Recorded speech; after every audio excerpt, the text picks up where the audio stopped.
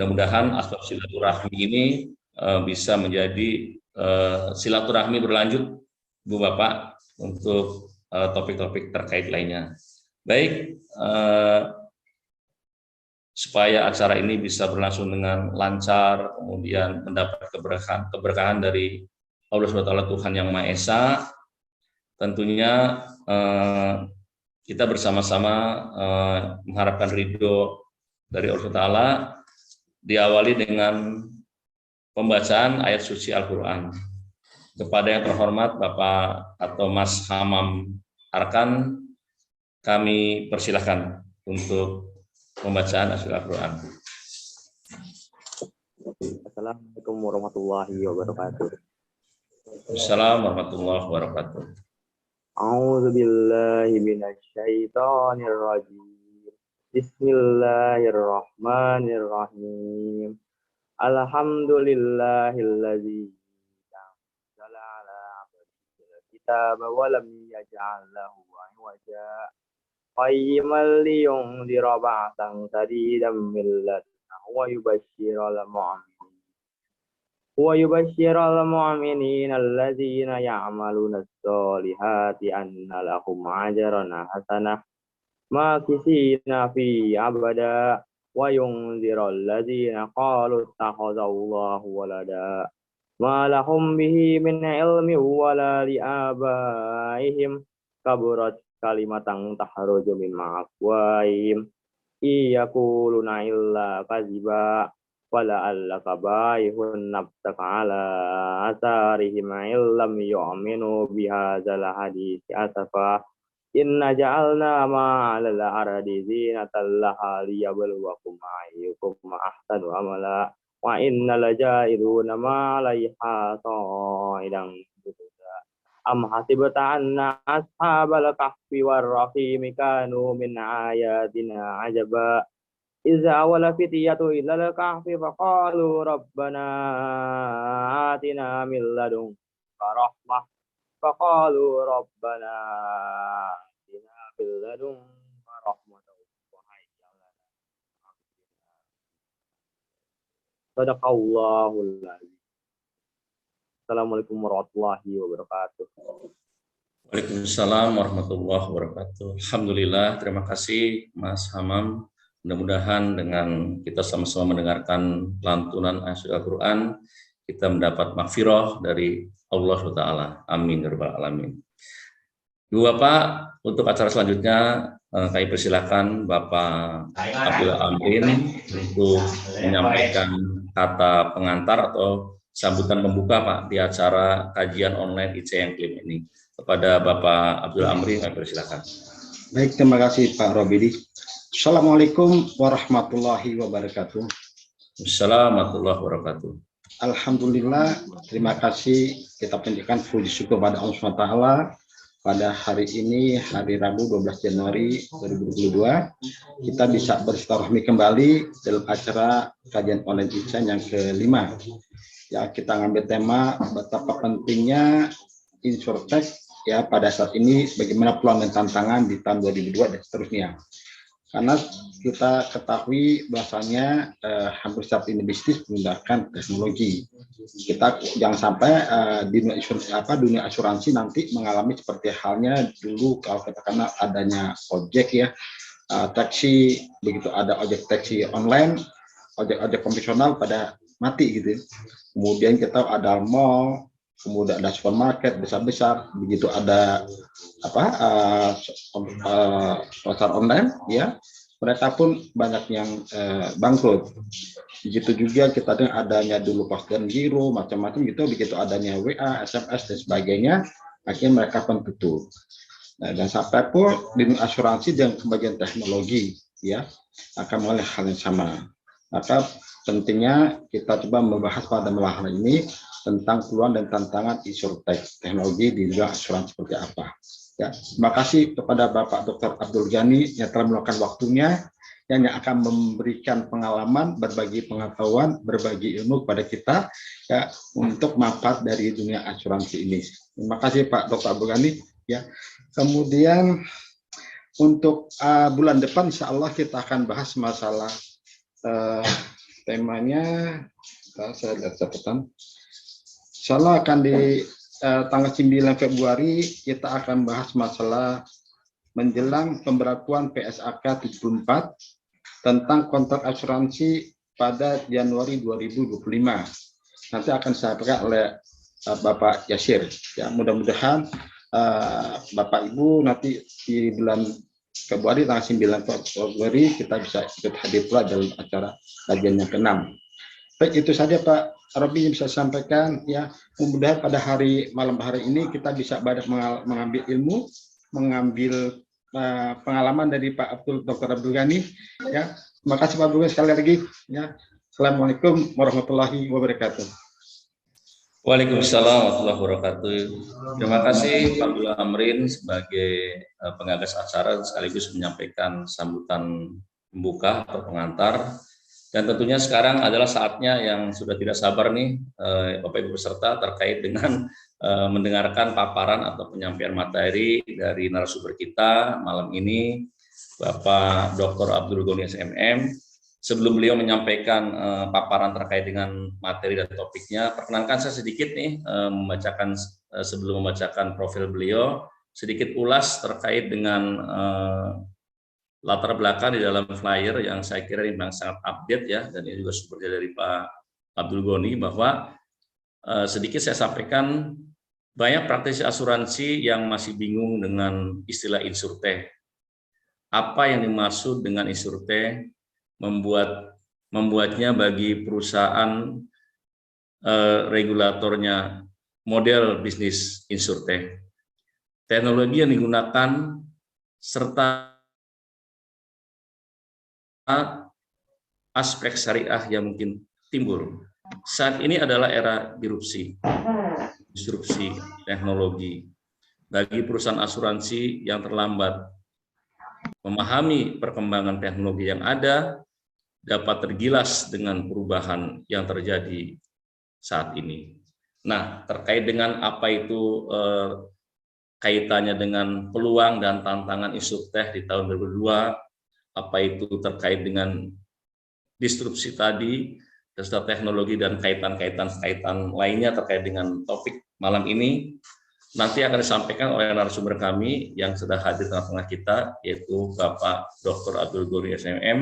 Dan perkenankan saya sekilas menyampaikan profil singkat beliau, biar lebih mengenal ya Bu Bapak, bahwa Bapak Dr. Abdul Ghani SMM adalah lulusan Doktor Ekonomi Islam di Sekolah Pascasarjana UIN Syarif Hidayatullah Jakarta. Pengalaman beliau lebih dari 20 tahun di industri keuangan syariah.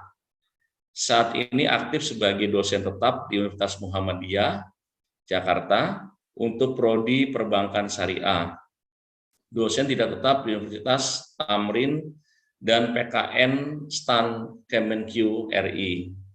Selain sebagai dosen, beliau juga aktif sebagai Dewan Pengawas Syariah atau DPS di berbagai lembaga keuangan, yaitu diantaranya Ketua DPS di PT Asuransi Parolamas periode 2019 sampai 2020. Kemudian anggota DPS di PT Asuransi Reliant Indonesia, dan anggota DPS di PT BRI Asuransi Indonesia, dan anggota DPS di PT Capella Multidana. Dan beliau saat ini tinggal dan berdomisili di Pondok Aren, Tangerang Selatan.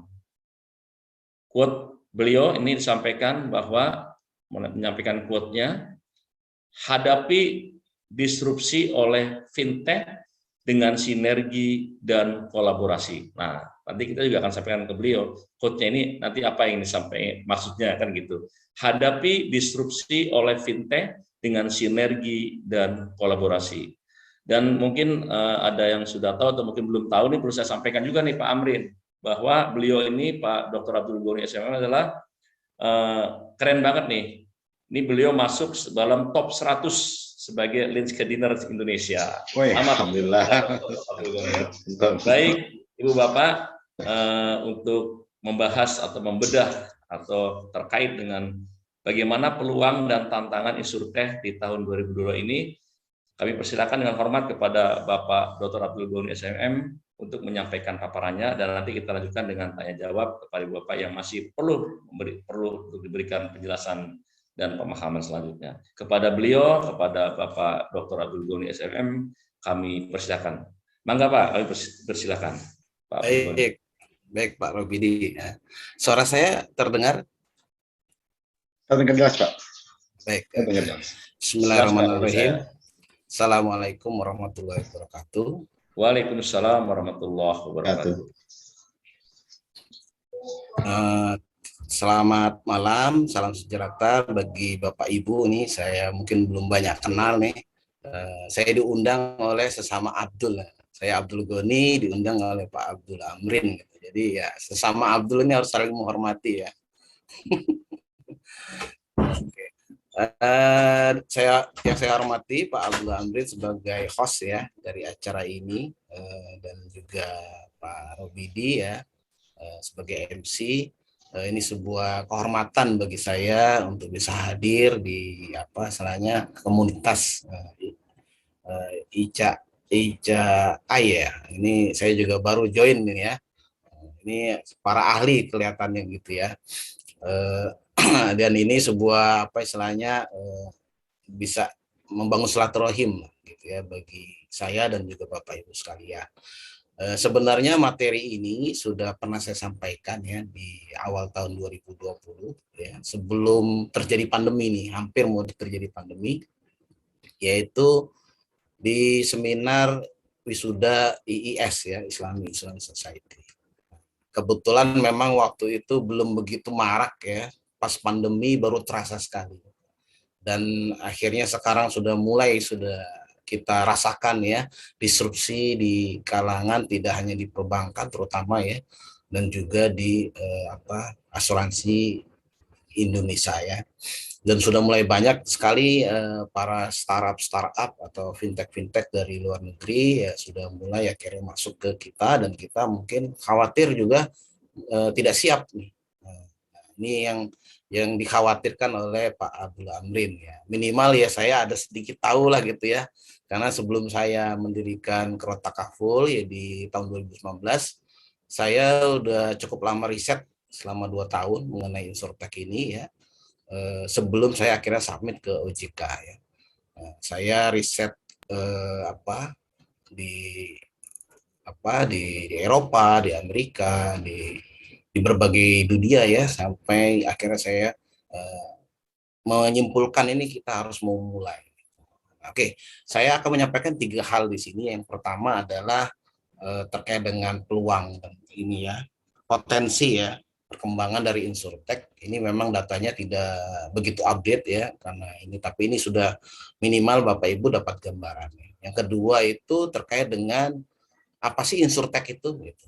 Nah, ini kenapa saya mulai dengan potensi supaya menarik dulu nih. Jadi biar tertarik baru bisa mengerti ya. Kalau langsung definisi biasanya udah ngantuk nanti ya. Nah, jadi peluang dulu nih. Peluangnya kelihatan memang trennya terus meningkat gitu ya. Yang kedua baru nanti terkait dengan apa sih bisnis model dari insurtech, tipe-tipenya gitu ya. Dan yang terakhir nanti ditutup sebagai case success story yang sudah terjadi di berbagai dunia, juga termasuk di Indonesia. Jadi sehingga Bapak Ibu punya gambaran secara komprehensif. Oke, yang pertama ini kalau kita lihat dari perkembangannya memang 5 tahun terakhir ini gencar sekali ya para venture capitalis gitu ya untuk invest di insurtech gitu ya. Karena ada berbagai analis melihat beda dengan bank. Bank ini memang tiap tahun pasti update teknologi ya, karena dia transaksinya real time gitu ya. Nah, asuransi ini seperti ketinggalan gitu ya. Karena mungkin kalau Bapak Ibu tahu ya masih ada aja asuransi yang kadang masih manual gitu, bikin polis gitu ya. Padahal zaman sudah canggih gitu. Tapi kalau bank itu selalu update teknologinya gitu ya.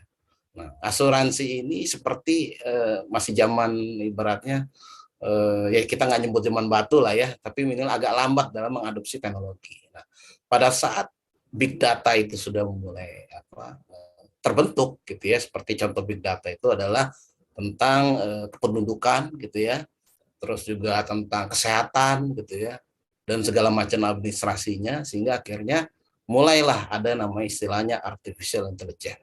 Bagaimana menganalisa data tersebut. Nah, di situ tahu terjadi badai ya. Istilahnya disebut badai disrupsi tiba-tiba gitu ya. Dan ini sudah dimulai di Eropa sebenarnya dan juga di Amerika. Ini kalau dilihat di sini ya, banyak sekali malah investornya itu dari asuransi gitu, terutama dari reasuransi. Karena reasuransi itu yang nanti akan merasa terdisrupsi lebih awal.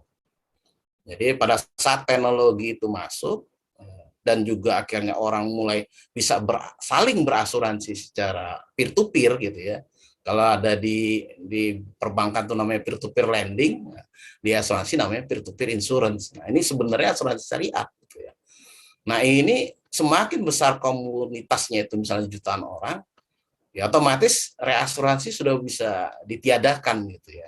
Ini yang dikhawatirkan sehingga asuransi mengambil langkah lebih awal invest di para startup insurtech ini. Ini kita lihat di sini Allianz, AXA, terutama AXA dia ada AXA Ventura gitu ya. Terus juga CAP gitu ya, dan EIG juga mereka mulai dari awal karena mulai terjadi disrupsi di berbagai dunia, terutama yang ada di Amerika ya lebih awal ya. Oke, next. Di slide berikutnya ini, kalau Bapak Ibu lihat ya, perkembangan insurtech di dunia ini luar biasa ya. Terakhir itu 2019 ya, itu pertemuannya ada di Amerika, itu dihadiri oleh 2000 insurtech gitu ya. Banyak sekali. Di Indonesia memang yang masih agak terlambat gitu ya. Tapi kalau di belahan dunia lain itu sudah ribuan insurtech yang sudah muncul gitu ya, dengan berbagai macam model. Jadi kalau dulu kita ada asuransi semua produk, baik itu jiwa maupun kerugian atau umum ya. Tapi kalau yang ini kalau di insurtech dia ngambil segmented gitu ya.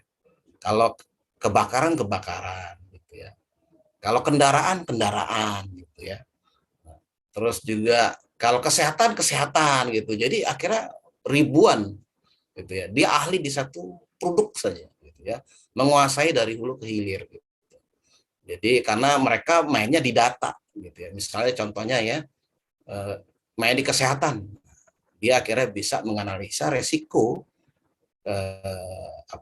medical check up medis gitu ya. Data medis. Jadi asuransi kesehatan berbasis AI. Karena setiap orang akhirnya punya rate masing-masing. Karena rekam mediknya bisa dianalisa. Kalau sekarang ya, atau dulu gitu ya, kalau sekarang juga masih ya, masih banyak di Indonesia. Actuary itu ya masih pukul rata aja, gitu.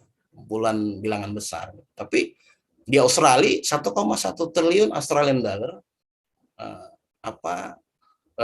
asuransi kesehatan itu sudah berbasis AI dan itu udah menggunakan insurtech. Gitu ya. Karena tadi dia menggunakan big data yang ada, rekam medik yang ada di rumah sakit. Barusan di tahun ini saya dapat WhatsApp dari salah satu startup juga ya. Ada namanya Smart Health. Smart Health ini baru berdiri di Singapura ya, mungkin setahun yang lalu, tapi baru menyatakan akan masuk ke Indonesia dan Thailand. Smart Health ini dia mensinergi antara big datanya rumah sakit dengan datanya asuransi. Nah, jadi ada integrasi data antara data rekam medik di rumah sakit dengan di asuransi. Dan mereka mulai mau masuk ke Indonesia dan disponsori oleh Accenture ya. Accenture kita tahu dia juga invest di Gojek dan juga di Tokopedia ya. Nah, ini yang kita akan coba lihat perkembangannya ke depan itu makin kencang gitu ya. Oke, kita lanjut lagi mungkin. Nah, ini kita coba memulai apa sih insurtech gitu ya. Sama sebenarnya apa sih fintech. Nah, ini pokoknya ada tech-technya ini ya. Nah, kalau orang nanya insurtech apa Pak? Kayaknya asuransi berbasis teknologi. Nah, itu rata-rata begitu gitu. Padahal definisinya tidak seperti itu gitu ya. Jadi insurtech itu adalah kombinasi dari new business model asuransi dengan new teknologi. Jadi ada dua kombinasi ini. Jadi kalau kita mau summit ya ke OJK pasti ditanya dulu bisnis modelnya baru nggak gitu. Bisnis modelnya asuransi doang Pak, wah itu nggak, bukan insurtech namanya. Gitu. Harus bisnis modelnya baru nih, gitu. Nggak sekadar insur saja gitu ya. Jadi bisnis modelnya harus baru. Contohnya misalnya seperti peer-to-peer lending ya. Nah, kalau bank itu dia lending, ada funding, ada lending, dan dia akhirnya terpisah. Tapi kalau peer-to-peer lending, itu antara pemberi pinjaman dengan penerima pinjaman langsung online. Gitu. Teknologi hanya sebatas alat. Gitu. Jadi dana itu tidak mengendap. Jadi dia punya bisnis model yang berbeda dengan yang di bank. Peer-to-peer insurance itu juga sama. Jadi itu punya bisnis model yang berbeda. Jadi yang dimaksud insurtech adalah kombinasi dari bisnis model baru di bidang asuransi, new business model, dengan teknologi baru. Nah, teknologi barunya apa nih? Ya itu tadi saya bilang ada artificial intelligence, ada blockchain gitu ya, ada juga IoT, Internet of Things gitu ya, ada robo advisor, banyak sekali. Jadi dengan banyak teknologi yang baru tadi, terbentuk dengan bisnis model yang baru, terjadilah namanya disebut dengan insurtech. Jadi jangan disederhanakan, insurtech itu pokoknya asuransi teknologi gitu, atau asuransi berbasis teknologi. Itu nggak seperti itu. Sama seperti apa sih bedanya bank digital sama digital banking? Nah, itu juga berbeda ya. Kalau digital banking adalah extended produk bank biasa yang berbasis teknologi, misalnya katakan internet banking atau mobile banking. Tapi kalau bank digital itu memang murni bank yang 100% funding lendingnya fully digital, gitu. Tidak ada cabang. Jadi memang bisnis modelnya udah berbeda. Nah, sama dengan insurtech tadi, ya, jadi pertama tadi adalah dia menggambarkan sebuah bisnis model baru. Nah, yang kedua kadang dia ngambil market yang spesifik. Gitu. Saya ambil contoh, misalnya katakan yang ada di UK atau Inggris. Kita sebutnya adalah per mile gitu ya. Per mile ini berdiri waktu itu 2019. Saya ingat banget. Januari 2019 CEO-nya itu posting di LinkedIn gitu ya. Katakan asuransi kendaraan itu katanya itu mirip kayak voucher bensin kata dia. Jadi semua orang punya voucher yang sama gitu. Misalnya 1 juta. Baik yang pakai kendaraannya setiap hari atau yang pakai kendaraannya hanya sekali-sekali, vouchernya sama gitu. Nah, bagi orang yang sering pakai kendaraan ya senang dengan model kayak gini gitu. Tapi kalau yang jarang pakai kendaraan ini merasa dirugikan. Nah, riset dia adalah di Inggris ada 6 juta anak milenial yang sudah bekerja maksudnya. Milenial sekarang kan di bawah 40 tahun udah tua juga gitu kan. Itu dia punya kendaraan nggak pernah dipakai waktu jam kerja gitu ya. Waktu weekday ya. Dia selalu pakai public transportation. Jadi mobilnya jadi dipakai saat weekend saja. Nah, akhirnya dia punya produk namanya itu per mile, asuransi per kilometer istilah kalau di kita gitu ya. Kok bisa? Ya karena mobil-mobil baru di Eropa sudah ada IoT, sensor gitu ya. Jadi dia kemana aja ketahuan dia jaraknya gitu kan. Nah, jadi dia data di mobil itu bisa diambil dengan IoT gitu ya. Nah, pertama kali mereka launching itu diketawain Pak dengan underwriter gitu. Emangnya risiko cuma kilometer kata dia. Ada gempa bumi, ada kebakaran, macam-macam pokoknya disambung-sambung lah gitu. Saya pikir ya wajar lah namanya juga incumbent gitu ya, orang lama kan berpikirnya pasti ya sangat hati-hati gitu. Tapi startup itu nggak seperti itu modelnya. Dia berani saja. 6 bulan kemudian 12 juta orang masuk ke dalam komunitasnya per mile.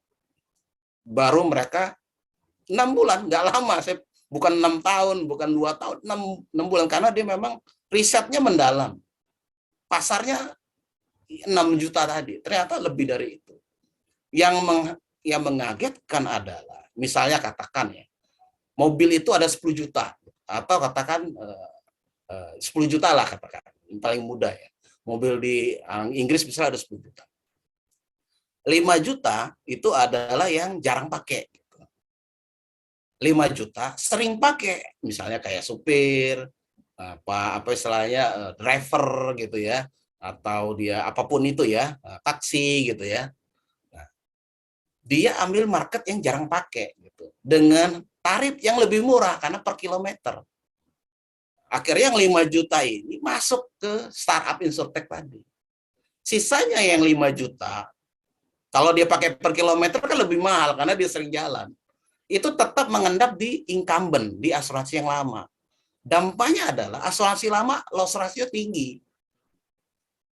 Yang selama ini masih subsidi silang gitu loh, Pak. Nah,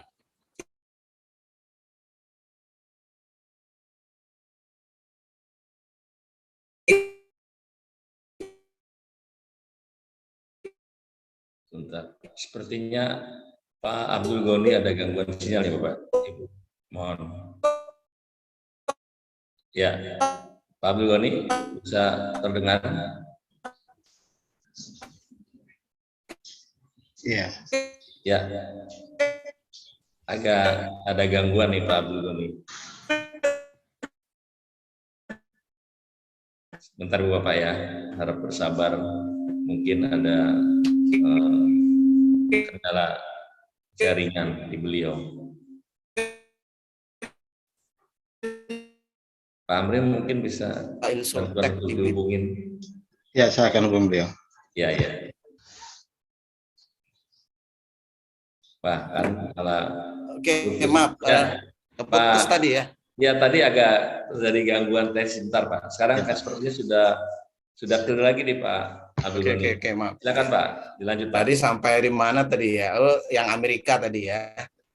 Ini Ya. menarik karena saya perlu jelaskan ya. Jadi dia karena di Amerika data asuransi rumah sakit itu memang sudah cukup bagus.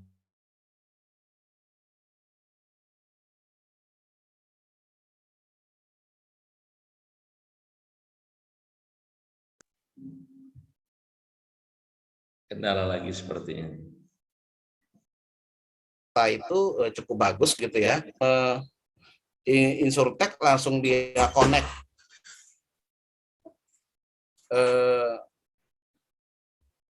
Insurtech itu langsung connect dengan data rumah sakit sehingga dia bisa ngambil rekam medik gitu ya.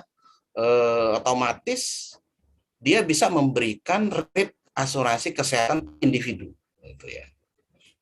Nah, otomatis dia akan mentarget yang low risk gitu ya.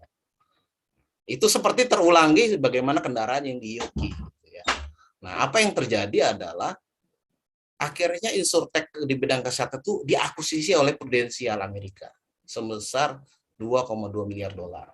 Karena bagi Prudential yang memang dia cukup kuat di kesehatan, produk kesehatan, kalau dia tidak akuisisi Insurtech ini, dia yang mati. Jadi incumbent itu pilihannya kalau nggak bersinergi dan kolaborasi, ya dia mati. Itu yang makanya saya bilang tadi, hadapi disrupsi fintech gitu ya. Fintech itu termasuk insurtech, termasuk peer-to-peer lending, termasuk payment macam-macam itu dengan ya kolaborasi dan sinergi. Gitu. Jadi itu yang terjadi di banyak dunia ya. Tadi ada bisnis model yang berbeda, dia harus mendisrupsi. Jadi bukan sekadar mendigitalisasi. Ini polisnya yang tadinya ini offline jadi online, nah itu bukan insurtech ya. Itu hanya digitalisasi. Jadi ada 4 syarat tadi ya. Pertama, dia memang bisnis modelnya beda, terus dia target marketnya sangat spesifik, terus juga punya teknologi baru, dan juga harus disrupsi. Nah, ini yang ngerinya itu yang terakhir, mendisrupsi gitu ya. Karena dia menggunakan basis data yang memadai gitu ya. Jadi hitung-hitungan angka lah gitu. Jadi tidak sekadar asal ikut-ikut.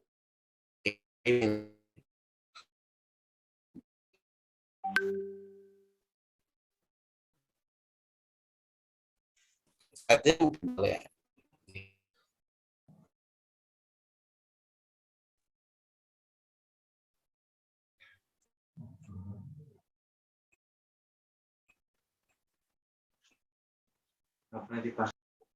Ya, masih sepertinya ada gangguan.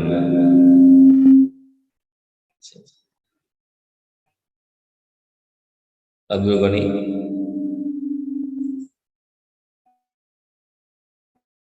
Bapak Amrin.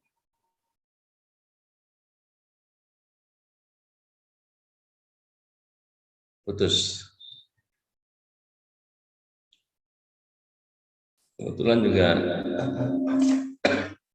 Jakarta nih hujan. Iya, Pak, iya. Ya. Ini Silakan, sinyalnya Pak. memang agak terganggu ya karena hujan ya. Hujan betul Pak. Kami di Rawasari juga hujan ini. Tepat Pak Iwan, Hujan dari hujan tadi nggak siang. Pak Iwan, hujan nggak Pak Iwan? Oke, boleh dilanjut mungkin. Silakan, Lanjut Pak. Pak Gugoni, mangga Pak, silakan.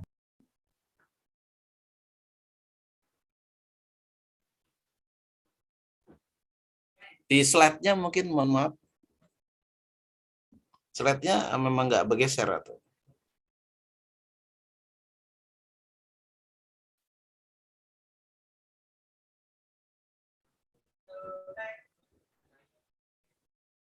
Atau saya yang share? Oke.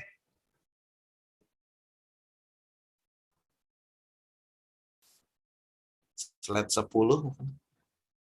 Ya, nah ini dia. Ini yang penting ini ya. Mungkin kalau bisa diperbesar nih.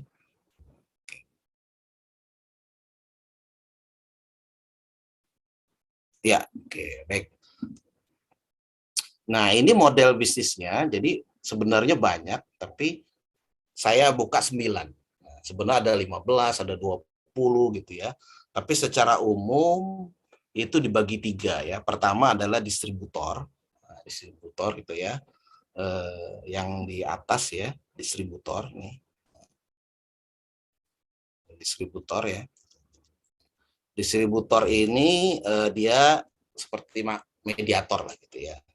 Yang kedua adalah risk carrier. Jadi dia yang menanggung risiko gitu ya.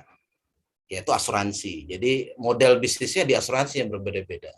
Kalau yang pertama adalah model mediator yang berbeda-beda. Mediator itu ya bisa agen, bisa juga broker gitu ya kalau di undang-undang asuransi. Kalau asuransi ya itu bisa dia asuransi jiwa, asuransi kerugian, reasuransi gitu ya. Nah, kalau yang ketiga adalah teknologi provider. Nah, jadi memang seperti juga peer-to-peer lending, Insurtech juga banyak teknologi providernya. Jadi kalau di peer-to-peer lending itu ada namanya dia EQYC ya, apa know your customer itu menggunakan elektronik gitu, atau EBI checking gitu. Jadi e-scoring, jadi semuanya yang tadi dilakukan manual di bank itu dijadikan gitu. Nah, itu biasanya ada providernya. Jadi pada saat peer-to-peer lending mau buka, dia nggak perlu beli atau invest teknologi itu semua. Dia cukup outsourcing saja atau bermitra dengan teknologi provider tadi. Nah, kalau di Insurtech biasanya ada namanya, kalau di Australia itu ada e-actuary gitu. Jadi actuary itu udah pakai AI gitu ya. Jadi nggak perlu lagi kita misalnya sebagai asuransi jiwa gitu ya, atau kesehatan gitu ya, perlu membangun platform actuary ya gitu, atau underwriter gitu. Jadi kita cukup aja bersinergi dengan teknologi provider tadi. Nah, oke, yang pertama adalah yang kenapa nih? Kenapa?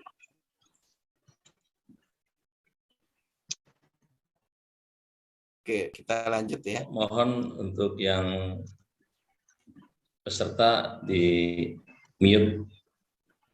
Terima kasih. Silakan Pak Abdul Ghani. Oke, yang untuk distributor, nah ini yang paling banyak dan kelihatannya kadang kita masih bingung gitu ya. Ini distributornya ini seperti apa. Jadi yang paling terkenal kalau di Indonesia itu adalah comparison portal. Nah, contohnya adalah misalnya kalau di kita Future Ready. Future Ready itu kalau kita lihat websitenya itu dia membandingkan produk dengan berbagai asuransi. Gitu. Jadi dia comparison. Gitu ya. Jadi seperti broker digital lah kalau yang pertama ini ya. Jadi comparison portal ini mirip seperti broker digital, tapi tidak harus seperti broker. Nah, ini yang jadi bingung ya. Jadi kalau di OJK itu mirip seperti apa ya? Kalau yang saya sudah pernah tahu itu adalah Cermati ya, atau Reja Premi gitu ya, atau juga seperti Cek Aja. Nah, itu kan comparison ya. Jadi dia mirip agregator sebenarnya, tapi bukan broker. Nah, ini jadi ya. Bingung ya Bapak Ibu ya, sebenarnya ini broker atau bukan. Nah, ini yang akhirnya di OJK masih kebingungan mengatur istilahnya ini masuk kemana nih, ini masuk kemana nih. Makanya ada istilahnya klaster. Di IKD sendiri sudah ada 17 klaster, saking bingungnya ya. Dan itu bingung masukin ke dalam industri yang mana. Karena di insurtech, di fintech itu bisa kemana-mana dia. Nah, comparison portal itu dia itu seperti agregator. Agregator itu gimana ya saya jelasinnya ya. Mungkin kalau Bapak Ibu kenal Cek Aja lah gitu ya. Cek Aja itu kan dia membandingkan kalau kita mau ngajuin KTA gitu ya. Kalau Bapak Ibu, nah nanti dia muncul lah gitu ya di berbagai bank. Tapi dia bukan broker gitu. Di awalnya biasanya agregator itu mulai dari produk bank sebenarnya paling banyak. Tapi akhirnya dia juga muncul produk asuransi. Makanya di sini jadi tumpang tindih nih antara bank dan asuransi. Makanya kita biasanya model bisnis ini nyebutnya comparison portal. Tapi kalau di OJK nyebutnya agregator. Nah, contohnya tadi ya Cek Aja, Cermati. Nah, Cermati itu jadi ada cerita teman saya ya, brokernya diambil alih oleh Cermati gitu ceritanya. Ini orang udah pensiun Pak Amrin ya, jadi dia nggak bisa ngurusin broker lagi, udah dijual. Dia bilang ke saya, Pak Goni, broker saya jual aja deh. Modal saya waktu itu 1 miliar. Jadi kalau saya jual nih sama Cermati 2 miliar udah untung.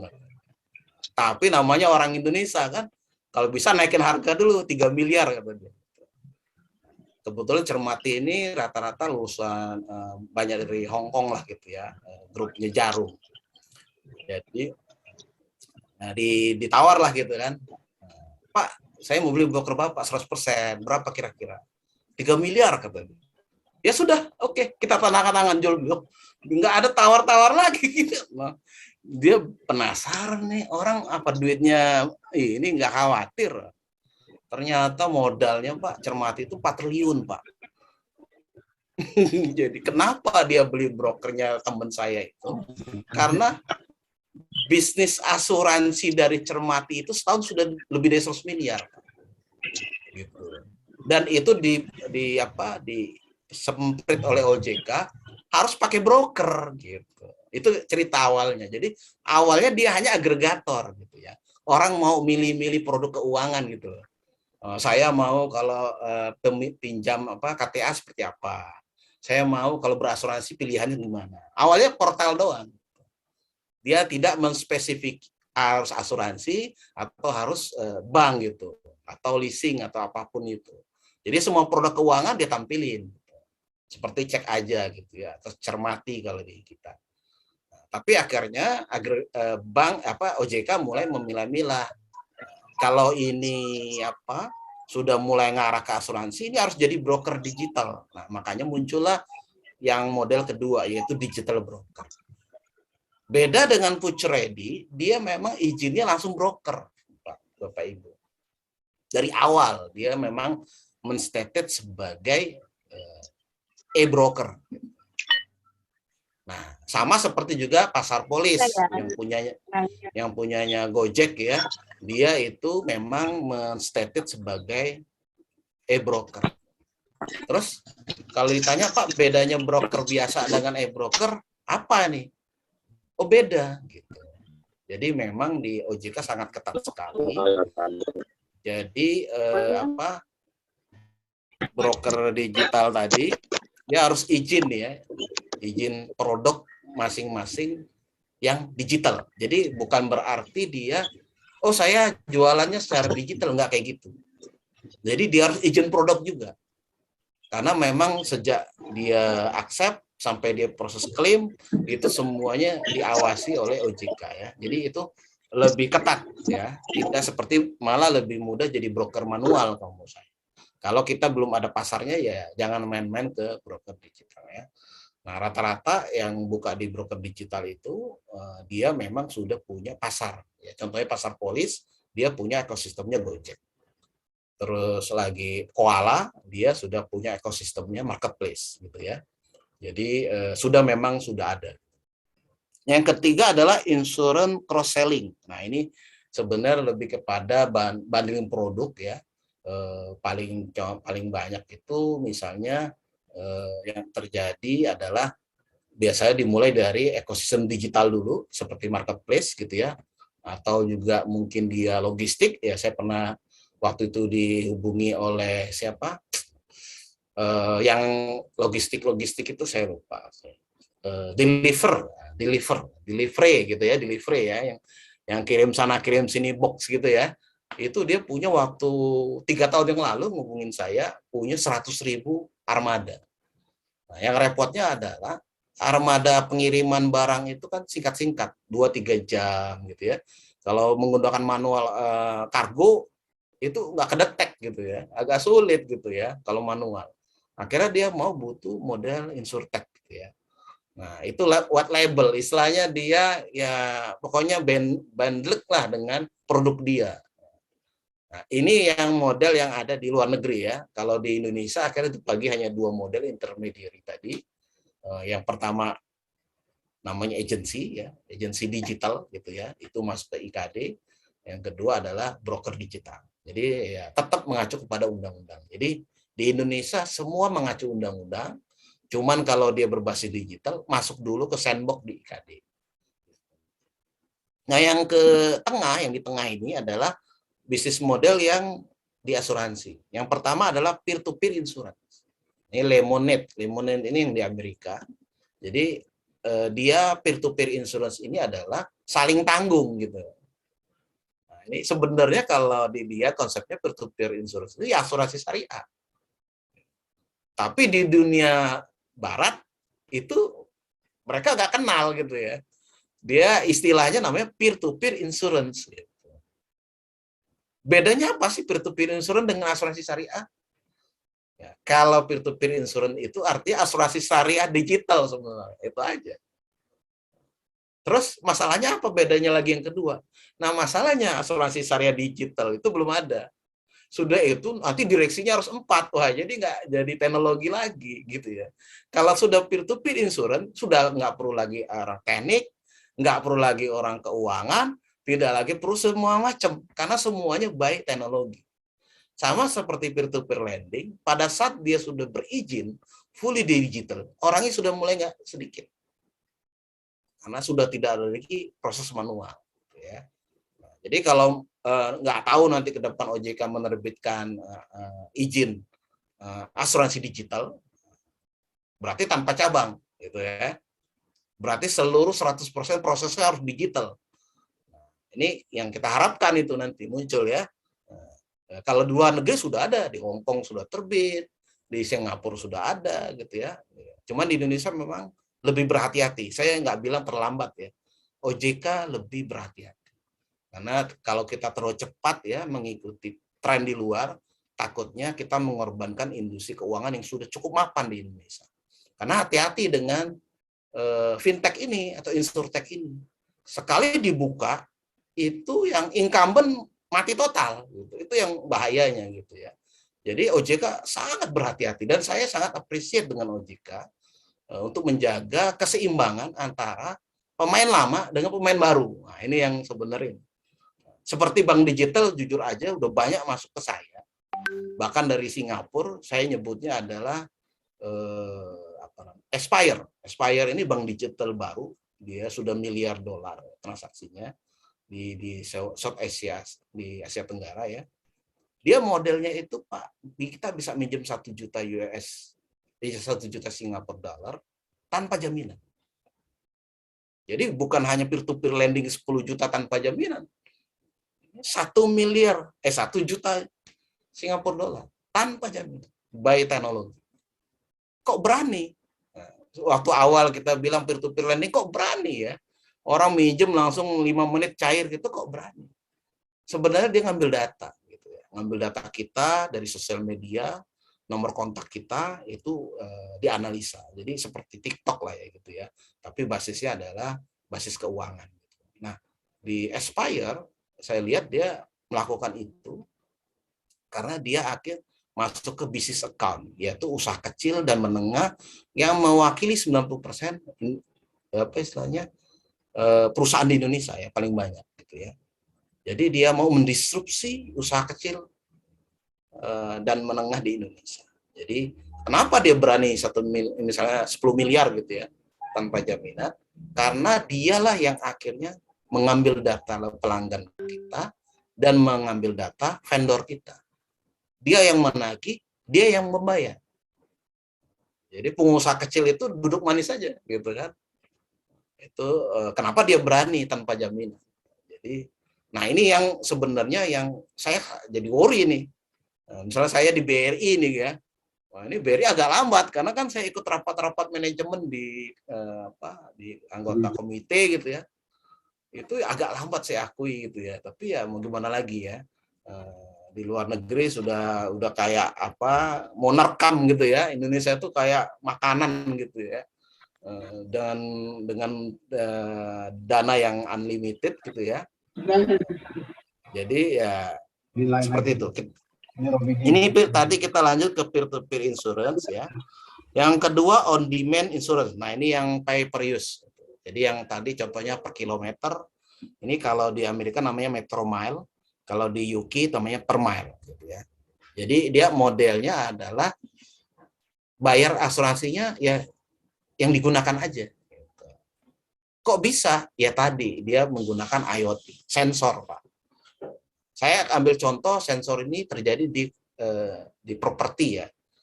Di Inggris juga. Waktu belum ada sensor masih mahal ya. Sekarang sensor udah murah.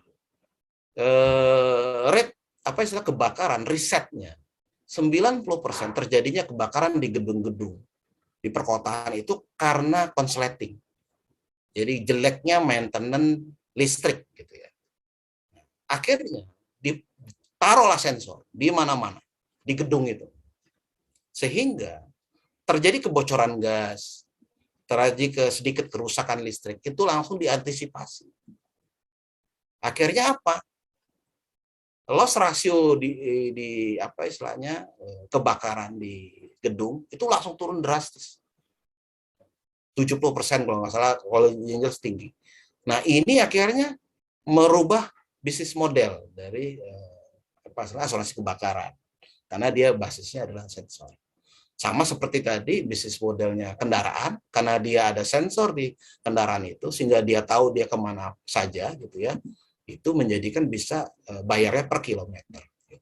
Nah kalau di India ya tidak seperti di negara maju, kan IoT itu masih mahal. Nah, dia kerjasama antara asuransi, leasing, dan bank.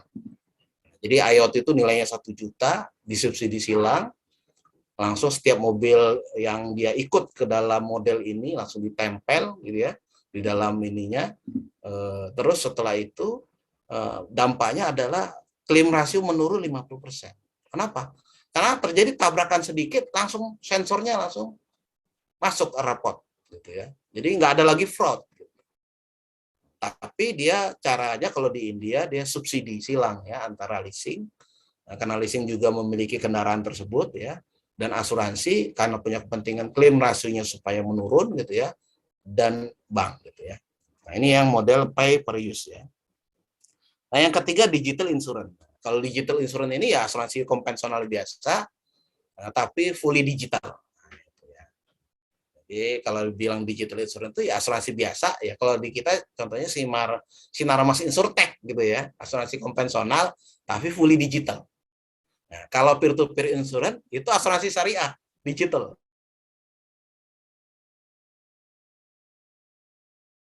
Saja per kilometer, per use gitu ya, atau lain sebagainya. Nah, yang terakhir bisnis modelnya ini adalah yang tadi saya bilang teknologi provider. Dia macam-macam ya, bisa big data analisis, bisa dia tadi blockchain, smart contract, dan lain sebagainya. Baik, kita lanjut mungkin. Boleh next slide.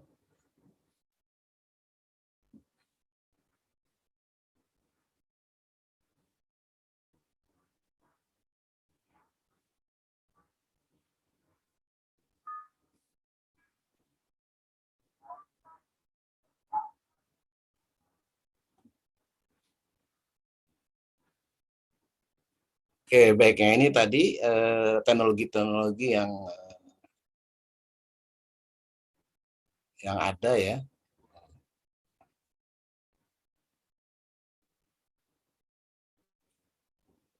Ya ini tadi ya, ada blockchain, ada artificial intelligence, ada robotic proses, robo advisor, dan segala macam. Oke, kita lanjut lagi, mungkin tadi ini sudah dibahas. Nah, ini kebanyakan memang mainnya di asuransi kesehatan dan kendaraan, auto ya. Ada juga life. Kalau yang lain-lain agak sedikit. Jadi memang dilihat pasar yang paling besar itu insurtech bermain ya, by product. Oke, lanjut. Nah, ini contoh success story ya. Kalau yang terkenal memang Zhong'an Insurance. Ini yang first digital insurance license di China. Ini punya Ping An ya, Alibaba. Ini yang terakhir itu tahu-tahu dikasih sanksi ya. Ini nilainya cukup besar ya, kalau dilihat dari valuasinya ya. Jadi ini yang insurtech terbesar lah bisa dibilang di dunia saat ini. 11 miliar dolar 2017 ya. Kalau sekarang udah tidak tahu kita. Oke, yang kedua Lemonade itu yang di Amerika, dia model peer-to-peer insurance. Ini juga sebenarnya asuransi syariah gitu, cuma versi Amerika gitu ya. Terus lagi, nah ini Laka, ini menarik. Yang Laka ini saya komunikasi langsung dengan Tobias nih ya. Tobias dan juga ada di Malaysia, salah satu investornya ya, saya ketemu ke Kuala Lumpur ya. Jadi konsepnya lucu. Ini agak model tradisional kalau dibilang ya. Jadi di Inggris itu kan banyak orang naik sepeda ke kantor ya, pakai bicycle gitu ya. Nah yang jadi masalah kan kalau sepeda di sana kan agak mahal harganya, bukan sepeda kita, sepeda ini ya, sepeda tradisional. Di sana memang sepedanya agak mahal ya. Dan harganya itu sekitar kalau nggak salah ya, saya agak lupa ingat, preminya itu 20 pounds kalau nggak salah ya, saya agak lupa ingat ya, 20 pounds. Kalau dilihat dari sini ya gambarnya nih ya, your saving tadi. Nah, kalau di konvensional dia bayar setahun. Gitu.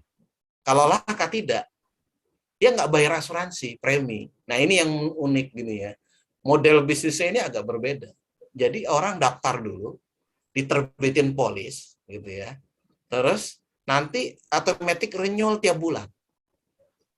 Misalnya ini ada 1.000 nih, dia mainnya komunitas, 1.000 bicycle, daftar udah. Nah, terus pas di dalam 1 bulan itu ada klaim, baru nanti klaimnya itu karena dia memang kerjasama dengan shop repair ya, toko repair sepeda. Jadi kalau ada anggotanya dia kecelakaan atau mungkin rusak sepedanya, langsung dikirim ke toko perbaikan itu repair, bicycle repair ya. Nagihnya nanti belakangan. Jadi dia kerjasama kayak bengkel kanan lah, mobil ya, mirip gitu ya. Nah, setelah akhir bulan, gitu ya, dia kumpulkan seluruh klaim tadi, tagihan dari para bengkel kanan tadi, dibagi rata ke seluruh komunitas. Gitu. Otomatis komunitas itu hanya bayar klaim plus biaya administrasi kalau tidak salah ya 20% dari klaim, bukan dari premi. Jadi dia layanan dulu baru ibaratnya dapat fee gitu ya. Otomatis di 3 bulan pertama nggak ada klaim, nggak ada fee, nggak ada pendapatan. Tapi karena dia berbasis teknologi mobile app, ya dia nggak ada masalah juga. Nggak ada operasional, nggak ada segala macam. Nah, yang menarik adalah setelah di tahun pertama terus, itu komunitasnya tumbuh. terus makin banyak. Kenapa? Karena lebih murah dibanding asuransi yang biasa. Kalau asuransi biasa kita bayar langsung di muka gitu ya, dan klaimnya susah payah katanya gitu ya. Ini klaim duluan gitu, baru ibaratnya bayar kalau ada klaim di komunitas itu, membangun kepercayaan lah.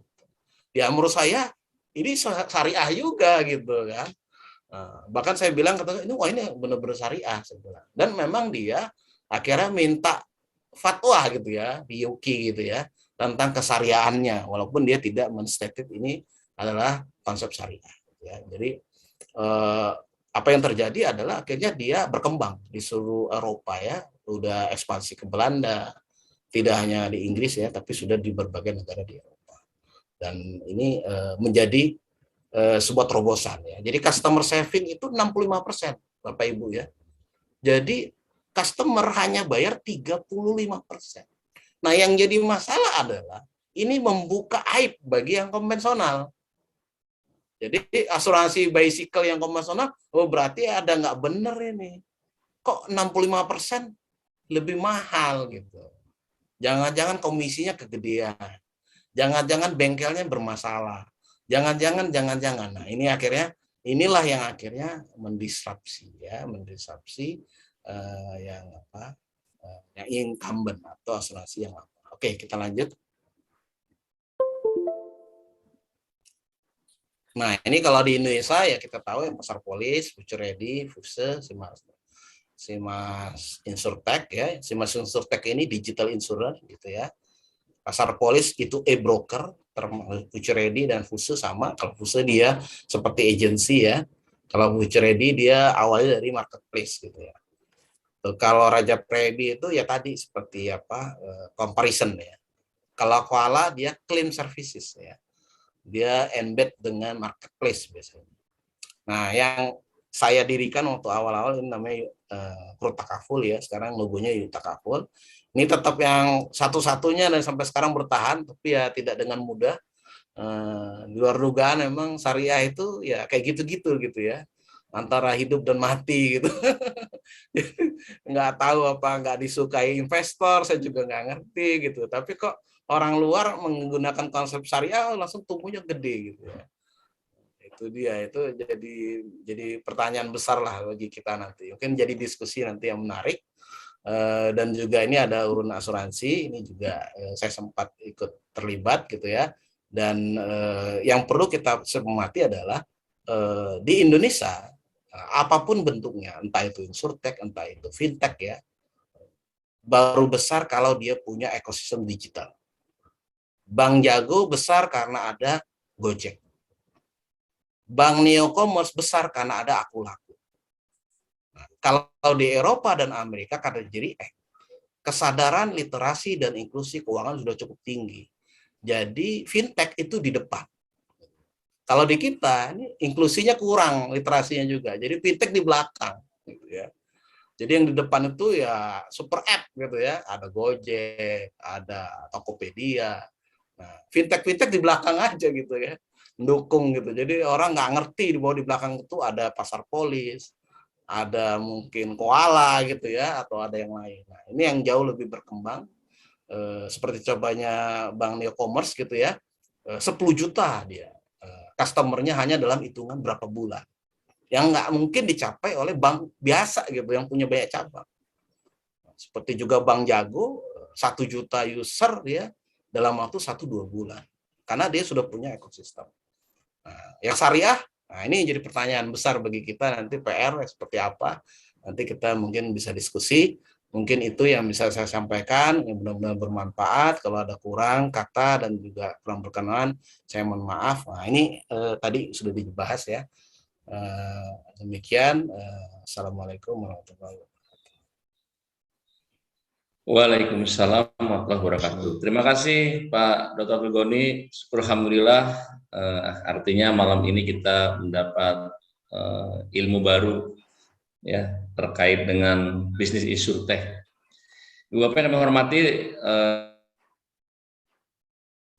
saya tidak akan mengulas banyak ya karena apa yang disampaikan oleh beliau sudah sangat detail dan jelas. Paling tidak tadi menarik Pak Abdul Goni menyampaikan tidak bisa langsung terkait dengan peluang dan tantangan, tapi peluang dan potensi. Itu dia. Jadi tidak ditakuti dengan tantangan dulu oleh beliau, tapi ada potensi di situ. Ya, padahal tadi beliau juga menyampaikan bahwa ada kekhawatiran. Nah, kekhawatirannya apa nih? Nah, Ibu Bapak pelaku industri kan mungkin bisa menyampaikan nih kira-kira kekhawatiran apa ya, karena tadi Pak Abdul Ghanim menyampaikan bahwa ini sesuatu yang bisnis baru ya Pak ya, new business ya, bisnis model baru, tentu juga dia punya market spesifik juga di situ ya, dan tentunya di situ ada bicara teknologi ya Pak ya. Nah, terkait dengan tadi peluang, potensi, tantangan, dan tentunya kekhawatiran dari Insurtech sendiri di industri kita nih, khususnya kebetulan nih ITHI ini Pak Abdul, Ikatan Cendekiawan Asuransi Indonesia. Jadi lebih banyak ke insurnya ini, ke asuransinya. Jadi terkait dengan tadi kaitan dengan tren-trennya yang sekarang sudah meningkat, baik di dalam maupun di luar ya Pak ya, dengan case story-nya tadi ya. Tadi sih yang ketemu. Mungkin ini sebagai diskusi yang menarik nih malam ini. Diskusi yang lain. Mungkin selama ini kita baru tahu. Ya, itu lah. Pak Salim, mohon maaf Pak Salim, di mute dulu Pak Salim. Pak Dr. Salim. Nah ya, terima kasih. Jadi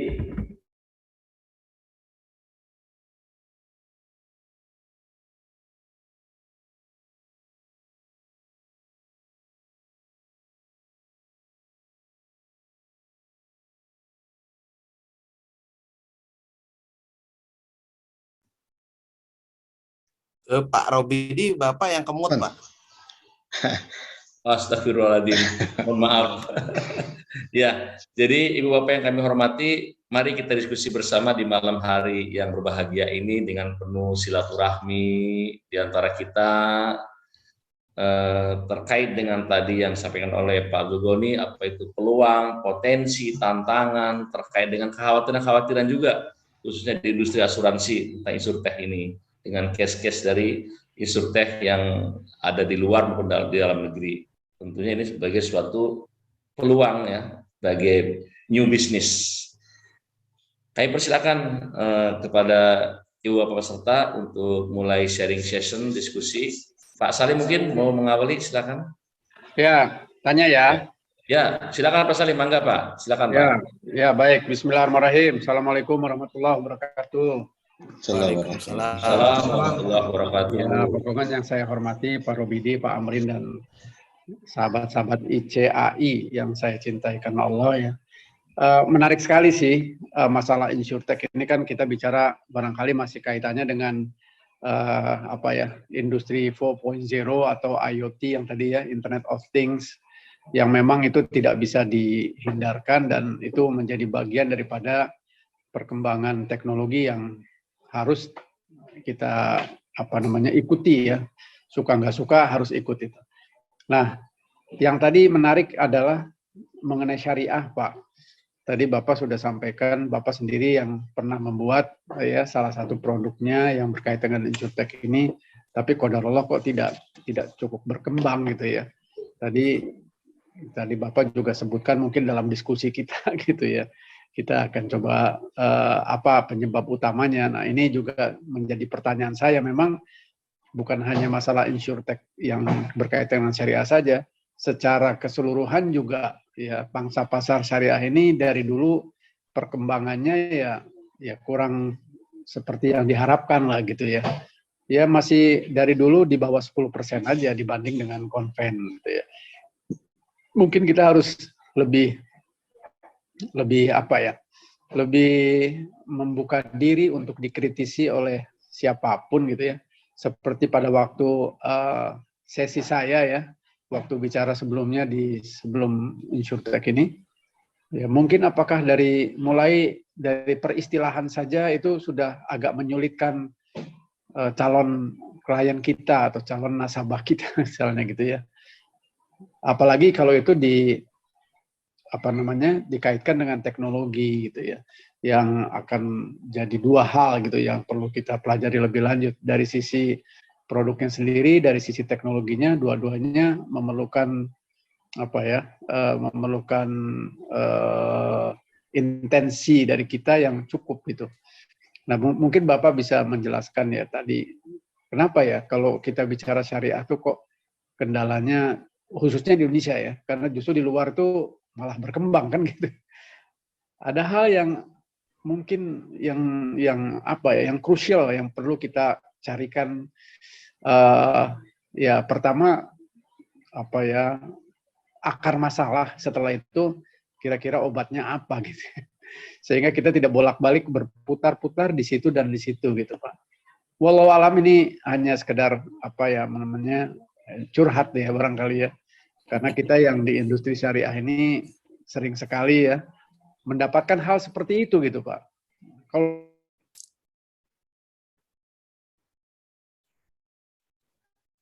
Ya, Pak Salim. apa kita yakin itu kita menghadapi banyak hal gitu ya, Pak di dalam realisasinya.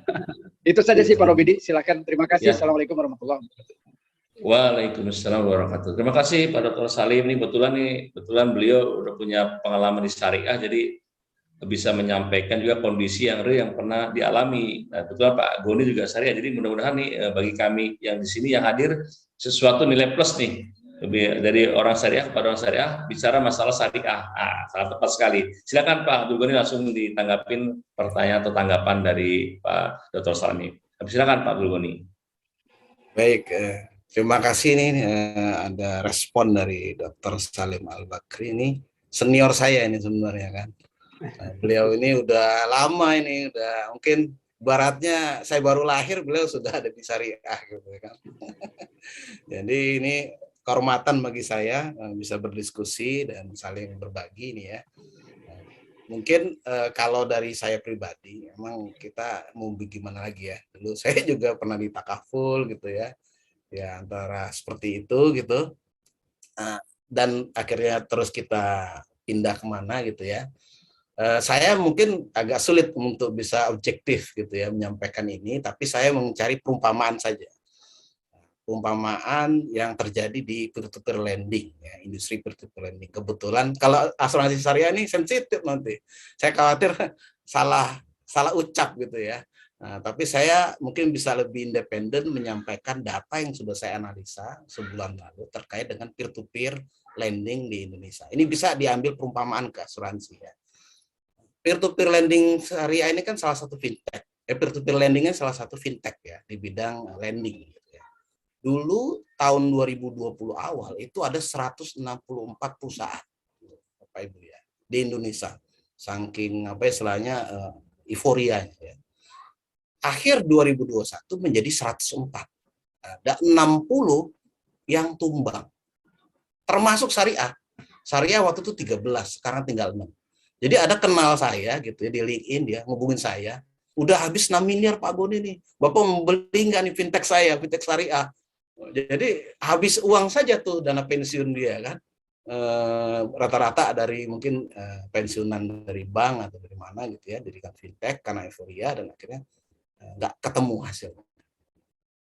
Nah, saya akhirnya riset dari 104 tadi, saya buka laporan keuangannya, kebetulan memang ketentuan OJK-nya ada, 80% itu Bapak Ibu rugi Pak.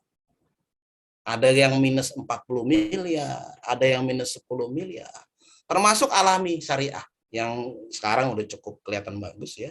Rata-rata yang bertahan itu yang sudah punya lending disbursement di atas 1 triliun. Sehingga dia marketnya udah terbentuk.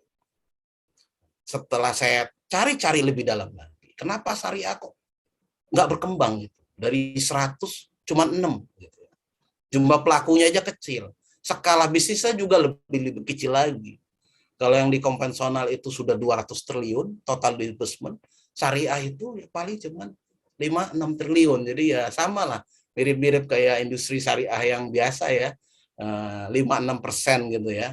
Nah, ternyata ada orang muamalat ya yang masuk ke dalam salah satu peer-to-peer lending konvensional, dia sampaikan ke saya, Pak Goni, 90% dana peer-to-peer lending itu dari Cina, Pak.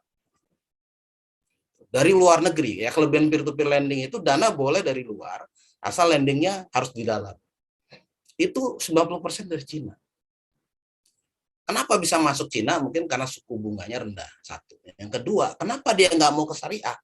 Ya karena mungkin konvensional simple gitu loh, bunga gitu ya. Bunganya berapa? 3%, 4%. Kalau syariah, waduh ini rumit nih ya. Nah, kalau saya nangkep begitu, jadi benar kata Pak Salim ya. Ya jadi investor tuh jadi pusing duluan gitu kan. Nah, kebetulan alami ya Pak Dima Jani ini dia kan dekat di Singapura, dia bisa meng-approach salah satu visi di Singapura untuk membuat skema pembiayaan syariah. Nah, ini yang sulit nih. Kita kesulitan membuat skema pembiayaan dari investor syariah. Karena startup awal itu modelnya adalah modelnya convertible bond gitu ya. Jadi dia konversi antara dia saham dan notes. Nah, ini di syariah masih nggak bisa ini, masih bingung model kayak gitu. Karena investor mau invest, kalau berhasil dia minta equity, kalau gagal dia mau dijamin hutangnya. Nah, ini kan nggak bisa begitu. Nah, ini yang akhirnya mungkin bisa jadi barrier ya kalau menurut saya. Kalau saya ngeliat dari peer-to-peer lending itu kenapa akhirnya masalah tadi skema syariah itu nggak akomodatif dengan investor luar yang rata-rata non syariah. Jadi entah itu dari Cina, dari Jepang ya, dari juga Singapura yang paling banyak, sehingga pada saat terjadi disrupsi fintech gitu ya, memang akhirnya fintech konvensional juga yang akhirnya lebih berkembang dibanding fintech syariah gitu. Jadi saya lihat tadi benar kata Pak Salim, Pak Dr. Salim itu ya kita agak rumit gitu ya, mungkin terlalu rumit duluan bagi investor, dan akhirnya mereka lebih memilih yang konvensional karena lebih simpel dan lebih mungkin edukasi ke investor ini penting ya, roadshow ini ya. Dan saya juga alhamdulillah kalau dari startup anak-anak muda kita ya, saya alhamdulillah dapat 100 startup ya teknologi kesehatan, itu dia komitmen Pak ke syariah. Sudah ada 7 juta nasabah gitu ya. Tapi masalahnya terbentur lagi dengan modal. Pak Goni nih, saya modalnya dari luar negeri nih, gimana ini? Nah, itu kembali lagi ke situ kayak ayam telur lagi. Ya kalau saya mau nunggu syariah ini duitnya mana nih? Nah, saya udah punya 70 karyawan, mau digaji gimana? Ya sudahlah, saya darurat aja. Nah, ini yang jadi mungkin menurut saya dilematisnya. Di Singapura modal itu mudah di fundraise ya, karena rata-rata penduduk Singapura itu sangat melek investasi. Nah, kalau di kita itu agak masih kurang gitu ya, lebih suka investnya di properti gitu ya, yang fisikal gitu ya. Akhirnya startup itu kesulitan cari pendanaan. Akhirnya tetap aja visi-visi itu ngambilnya dari luar ya, dananya. Dan akhirnya otomatis yang mendisrupsi, entah itu marketplace, mendisrupsi teknologi logistik, pertanian, dan termasuk keuangan itu akhirnya orang luar negeri, dan itu konvensional. Gitu ya. Karena tadi rata-rata investor Muslim gitu ya masih tidak apa istilahnya ramah dengan disrupsi ini. Gitu. Itu mungkin yang bisa saya jawab. Mudah-mudahan bisa memadai. Terima kasih. Terima kasih Pak Dr. Goni. Tadi paling tidak udah terjawab semua tuh. Ada peluang, tapi juga ada potensi.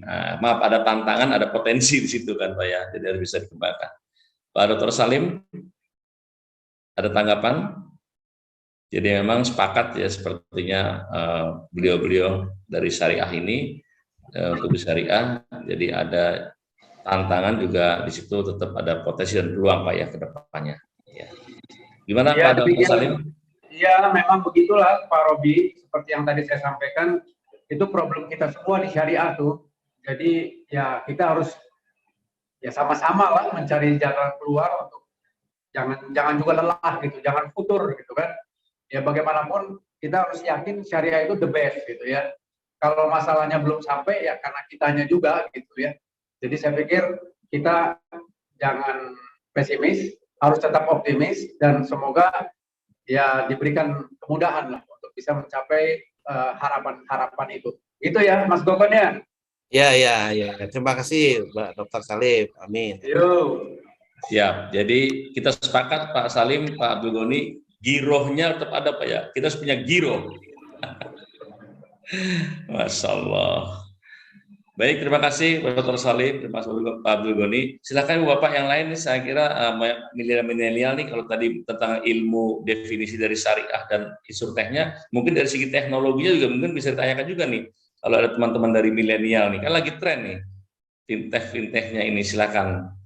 Pak Nur Sirwan juga mangga nih Pak, biasa Pak Sirwan rajin nih, pemerhati senior kami. Pak Nur Sirwan silakan kalau ditanyakan, mangga Pak. Terima kasih Pak Robidi. Ya, sehat ya Pak ya. Assalamualaikum warahmatullahi wabarakatuh. Pak Amrin, terima kasih Pak Dr. Abdul Ghani. Ini sebenarnya saya hanya dari sisi yang agak berbeda gitu, dari teknik aja deh. Karena masalah kalau investasi ya Pak Abdul Ghani paling ngerti dari saya. Jadi saya ini pengalaman, artinya pengalaman pribadi ya Pak ya. Jadi maksudnya gitu ya, selama ini saya bergerak di asuransi konvensional, saya bukan syariah saya. Nah, jadi saya melihat gitu apa yang Bapak sampaikan tadi itu saya rasa memang cukup bagus, menjanjikan, dan artinya ya mengikuti perkembangan zaman itu udah pasti harus, mau tidak mau, suka dan tidak suka harus ikut ya. Nah, tapi kita punya masalah nih. Masalahnya apa? Di Indonesia ya Pak aja, bukannya di luar. Di Indonesia nih, habitat orang Indonesia ini kalau bicara masalah asuransi, apalagi kalau dilihat masalah insurtech gitu aja udah males dia. Kita nawarin asuransi aja Pak, gini gimana gitu. Udahlah, ya gimana Allah aja lah nanti, dia bilang gitu. Terus jadi memang budaya-budaya ini yang perlu kita juga bangun gitu. Artinya memberi semakin kuatlah kita memberi pengertian kepada masyarakat ini. Nah, karena bukan apa-apa Pak. Kalau kita teknologi canggih, ini orang-orang Indonesia ini rata-rata kalau pakai teknologi canggih, apalagi yang udah di atas 50-60, udah males tuh Pak, ngetik apa, mencet apa yang, apalagi yang itu apa yang mobile banking seperti itu, udah minta tolong aja dia sama anaknya gitu, artinya udah malas. Nah, jadi memang ini memang kita perlu bina ya mungkin dari SMA kali ya, biar mereka tuh melek teknologi itu, yang teknologi dulu, nanti baru ya aplikasinya. Karena ini menurut saya nih memang bagus nih Pak, bukan apa-apa ya emang harus kita ikuti, kalau nggak kita tertinggal gitu, artinya bangsa Indonesia tertinggal. Ya cuman tadi masalahnya ya itu tadi, habitat orang Indonesia. Satu aja Pak Dr. Abdul Ghani yang saya lihat gitu, malas berubah. Kuncinya cuma satu, dia malas berubah. Udah yang gini aja enak kok, dia bilang. Disuruh rubah yang baru, nggak mau Pak. Jangan kan di masyarakat, di kantor aja kita ngerubah sistem aja itu. Kenapa sih dirubah-rubah, udah gini udah oke dah. Nah seperti itu. Karena padahal teknologi ini kan tiap tahun, jangan kan tiap tahun, mungkin beberapa bulan sekali juga bertambah gitu Pak Dr. Abdul Ghani. Jadi saya hanya mungkin ya sebagai masukan atau ya dari sisi yang beda saya lihatnya gitu Pak. Makasih Pak Dr. Terima kasih Pak Dr. Nusirwan, Masya Allah. Terima kasih tanggapannya. Mungkin silakan Pak Dr. Goni juga disampaikan terkait dengan kondisi yang memang realnya seperti disampaikan oleh beliau tadi Pak di masyarakat. Baik, terima kasih Pak Dr. Nusirwan. Ini saya pikir dulu ini Pak Nusirwan yang dari Takaful kan ada juga namanya. Iya betul. Ada ya Pak ya, Mama kenal Pak. Ada. Iya. Di brokernya kalau nggak salah mungkin sekarang. Iya betul.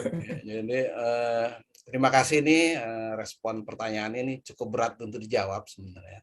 Jadi saya mungkin seperti tadi saya mengambil perumpamaan Pak. Jadi 2 minggu yang lalu mungkin dan ada sebulan yang lalu gitu ya. Ini berturut-turut nih 3 teman saya, kolega saya yang sudah berkepala 5 gitu ya. Dan mereka posisinya top manajemen. Ada yang di perusahaan asing gitu ya. Di asuransi nih Pak.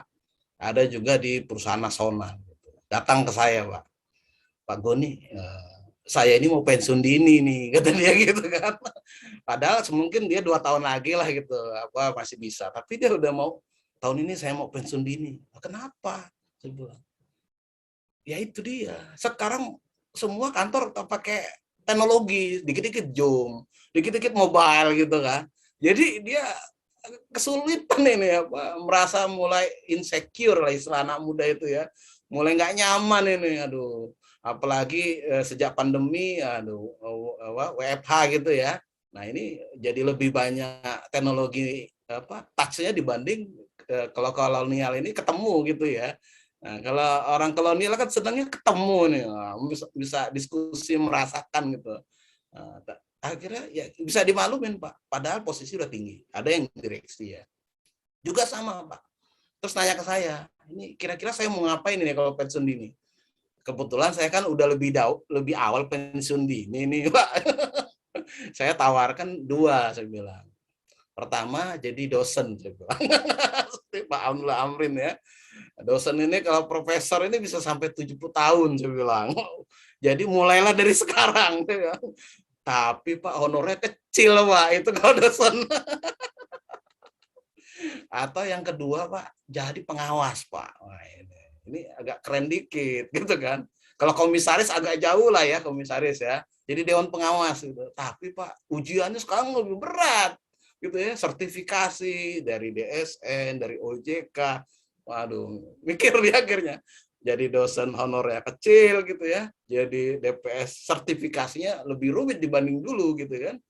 Nah, jadi ya saya bisa memahami apa yang disampaikan oleh Bapak Dr. Nusirwan ini. Jadi emang untuk kalangan kolonial ini, waduh, berat gitu ya. Jadi yang masih aktif saja sudah mulai mundur teratur. Ya memang kita mau bilang apa lagi gitu ya. Makanya saya memilih menjadi dosen Pak Nusirwan. Jadi kan lebih aman duluan nih. Jadi kalau bicara insurtech ya kita bicara ini. Tapi kalau sudah jalannya, waduh Pak, jujur aja Pak, saya nggak ngerti Pak. Nah, LinkedIn itu aja, saya dibukain sama dulu teman kantor Pak. Setelah udah buka, saya bisa jalanin. Tapi kalau bikin di awal, saya udah nggak ngerti itu. Kalau ada trouble dikit, udah sulit gitu. Nah ini memang masalah kita semua ini, semua saya. Tapi mau gimana lagi, kondisi di lapangan sudah semua berubah, 60% angkatan kerja itu sudah milenial dan zilenial gitu ya. Kalau kalangan generasi X dan baby boomer sudah tersingkir gitu ya. Ya kita minimal Bapak Ibu ya, kalau mau jadi komisaris, mau jadi pemegang saham, minimal ngerti nih teknologi, tidak harus digunakan gitu kan. Jadi kalau misalnya mau invest nih di Bank Aladin, atau dikit gitu ya, Bang Aladin itu Bank Digital Sari, ya ini bagus-bagus. Jadi nanti kalau Pak Nusirwan mau investasi beli saham gitu ya, atau mungkin ditawarin jadi komisaris gitu kan, agak ngerti-ngerti dikit Pak gitu. Nggak harus juga harus jadi apa menggunakan aplikasinya, tapi minimal semua nanti ke depan semua berbau teknologi ya kita dikit-dikit bisa ngomong lah gitu Pak, gitu. Mungkin itu jawaban saya Pak Nusirwan. Terima kasih Pak Dr. Begani, terima kasih. Ya, terima kasih. Terima kasih Pak Nusirwan, terima kasih Pak Bugoni. Jadi intinya Pak Nusirwan mau tidak mau, suka tidak suka, kita harus siap gitu kan di era digitalisasi ini ya Pak Bugoni ya. Jadi walaupun kita udah generasi kolonial 50 ke atas, tidak kalah dengan milenial kan gitu, harus siap minimal tahu, paham. Nah ayo dong, Ibu Bapak peserta yang mungkin dari milenial nih, ada Mas Nur nih, saya kira masih muda nih, ada Mbak Indah ya yang masih milenial ini terkait dengan teknologi bisnis baru ini kan menarik nih, kaitan dengan teknologi seperti apa gitu. Tadi pakar-pakar syariah sudah saran rembuk kan gitu. Kemudian senior di konvensional juga Pak Nusirwan juga sudah menyampaikan dengan kondisi real sekarang saat ini. Mungkin di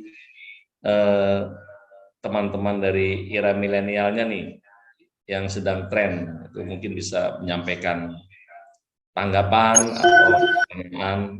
Silakan dengan Pak Ibrahim ya. Izin Pak. Ibrahim, siap. Izin, Pak.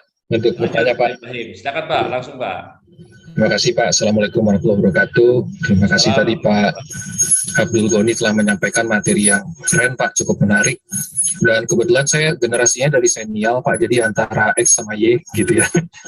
Jadi saya melihat, saya waktu sebelum skripsi itu SMA tugas masih pakai mesin tik Pak, dan sekarang mengalami pakai laptop semua gitu ya Pak. Nah, jadi pertanyaan saya sebenarnya yang cukup menarik saya lihat Pak, kalau kita lihat konsumen di Indonesia kan Pak, marketnya mungkin karena ini ya Pak, karena budaya di mana kalau kita lihat angka savings rate kita juga memang rendah ya Pak dibanding dengan negara lain, terus juga inklusi keuangan terutama untuk asuransi kalau dibandingkan dengan perbankan kita kan masih jauh ya Pak di asuransi ini gitu. Jadi mungkin masalahnya ini masif gitu ya Pak, lebih besar daripada yang kita bayangkan. Jadi kita berbicara mungkin produk yang berbasis syariah, tapi ternyata induknya yang konvensionalnya asuransi aja masih banyak PR-nya gitu ya Pak gitu. Nah, itu yang saya lihat sebenarnya Pak. Nah, pertanyaan saya sebenarnya melihat kondisi di insurtech sekarang ya Pak, di mana tadi contoh-contoh yang Bapak berikan di Indonesia kan sebagian besar masih mungkin agregator atau masuknya ke marketplace gitu ya Pak. Jadi insurtech ini mungkin jadinya cuman channel untuk jualannya aja gitu ya Pak, tanpa merubah atau mendisrupt sistem dari asuransinya secara keseluruhan gitu. Kalau tadi mungkin contoh-contoh yang produk konvensional tapi sebenarnya rasanya syariah seperti Lemonade yang di Amerika itu kan sebenarnya model yang cukup menarik gitu ya Pak. Nah, saya pengen tanya pandangan Bapak nih Pak, bagaimana sebenarnya nanti peluangnya justru produk dalam bentuk insurtech ini bisa memecah kebekuan dari pengembangan produk asuransi secara umum gitu Pak. Karena kalau kita lihat kan angka literasi tadi keuangan memang rendah, tapi kan kalau penggunaan smartphone di Indonesia kan meningkat terus gitu ya Pak. Penggunaan aplikasi-aplikasi sosial media meskipun banyak yang negatif juga penggunaannya gitu ya Pak. Tapi kan ini cukup pesat gitu ya Pak. Nah, bagaimana ini sebenarnya insurtech ini bisa mendisrupt yang mungkin nanti bisa membuat pasar asuransi bisa lebih besar secara umum gitu Pak. Terima kasih Pak. Terima kasih Pak Ibrahim Rahman terkait dengan pertanyaannya beliau. Langsung aja Pak Beliau, silakan. Ini masih menyampaikan harapan nih Pak, peluang Pak, potensi. Pak Ibrahim ini sudah cukup detail ini ya, sangat detail sekali ini pertanyaannya, ini udah menukik kalau saya lihat ya. Nah, jadi emang udah terlihat Pak Ibrahim sudah cukup menguasai ya apa itu insurtech dan juga fintech. Jadi memang ini jadi masalah besar bagi kita ya, tapi memang itu bisa jadi peluang. Tadi masalahnya memang literasi. Kita ini susah baca gitu, lebih baik mati daripada baca katanya kan, sampai ada seperti itu. Sehingga seperti kasus peer-to-peer lending, pinjol lah gitu ya. Kenapa banyak sekali kasus? Karena dia langsung inklusi, langsung pakai saja, nggak baca gitu. Sehingga pas ada masalah belakangan. Gitu. Beda dengan di luar negeri, setiap ada produk keuangan tuh pasti dipahami dulu lebih detail. Jadi itu akan menjadi hal-hal yang akan sering terjadi tidak hanya di peer-to-peer lending ya, tapi juga di semua fintech termasuk insurtech. Selalu isunya adalah masalah. Karena tadi dengan adanya teknologi ini inklusi langsung meningkat drastis, tapi literasi masih lama gitu, karena memang masyarakatnya agak susah baca gitu. Nah, yang menarik adalah ada lompatan Pak. Jadi memang di masyarakat Indonesia ini agile gitu ya. Cepat sekali adopsi teknologi natif gitu ya. Terutama generasi milenial dan zilenial ini. Jadi kita seperti ada lompatan gitu ya. Lompatan penggunaan industri keuangan karena adanya teknologi. Nah, contoh nih saya kasih contoh. Mungkin 5 tahun yang lalu gitu ya. Payment itu dikuasai oleh bank Pak. Mungkin kalau Bapak mungkin masih ingat ya, bayar listrik, bayar telepon, masih pakai ATM gitu ya, masih pakai internet banking. Sekarang ini 70% sudah non-bank. Ini kan berubah total nih. Bank sudah mulai hilang perannya di payment. Pakai apa? Menggunakan dompet digital. Nah, itu entah itu Oppo, itu kan sudah non-bank sebenarnya.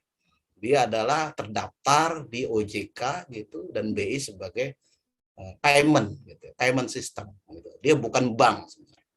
Bank ada di belakang gitu. Jadi artinya ke depan masyarakat milenial ini udah mulai nggak mengenal bank gitu. Ini jadi khawatir gitu ya. Saya khawatir terjadi juga di asuransi gitu ya. Mereka bertransaksi langsung mendapatkan manfaat. Dan nggak mengenal lagi apa itu prudensial gitu ya. Apa itu Allianz, apa itu takaful mungkin gitu ya. Tahu-tahu pokoknya udah klaim aja gitu kan. Nah, karena dia bertransaksi. Nah, ini jadi tren di Indonesia ini adalah aplikasi di depan, Bapak Ibu. Beda dengan di luar negeri yang memang sudah literasinya bagus, sehingga mereka harus mengenal nih lembaga keuangannya, baru dia mau bertransaksi. Kalau di kita ini latah gitu, wah ini gini-gini ikut gitu ya. Saya kan mempelajari nih Bapak Ibu ya, misalnya saya kan BSI ya, biasalah kalau dosen dulu BNI Syariah ya Pak Amrin ya, akhirnya konversi ke BSI gitu kan. Nah, pasti BSI dikit-dikit kena cas, dikit-dikit kena cas. Ini kita diskusi aja nih Pak Amrin ya, cas sana cas ini, bayarin cas ini. Atau Bang Jago buka syariah, unit syariah. Saya install, Pak. Nggak ada biaya sama sekali. Jadi duit masuk dari BSI, saya transfer ke Bang Jago, bayar semua, pakai situ, tanpa biaya. Nah, bisnis model BSI masih namanya bisnis model cas, gitu. Di-base. Bisnis model Bang Jago sudah tidak seperti itu. Yang dia miliki adalah bagaimana model transaksi customer behavior dari nasabah. Siapapun itu dia payroll-nya. Sehingga Bang Jago mengenal saya. Saya bayar apa, saya beli apa, saya pakai apa. BSI nggak kenal gitu ya. Karena dia fokusnya ngecas gitu kan.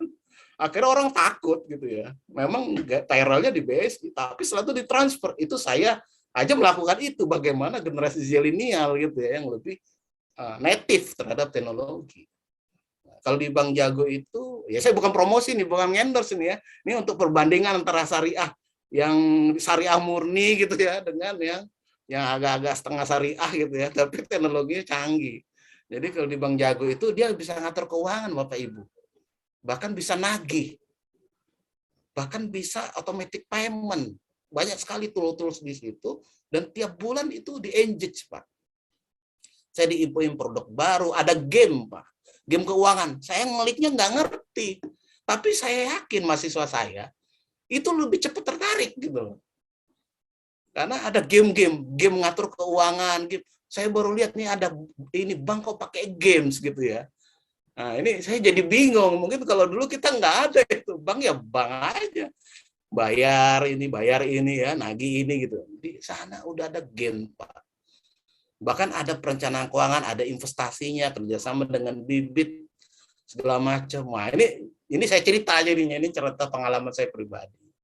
Jadi saya sangat yakin sekali potensinya akan sangat besar karena saya yakin dengan generasi kita zilenial dan milenial ini sangat natif terhadap teknologi, walaupun memang literasinya agak lemah gitu ya, tapi ya itu sebagai proses. Kita itu ibarat belajar naik motor, naik dulu, nanti belakangan kalau ada masalah gitu kan ya.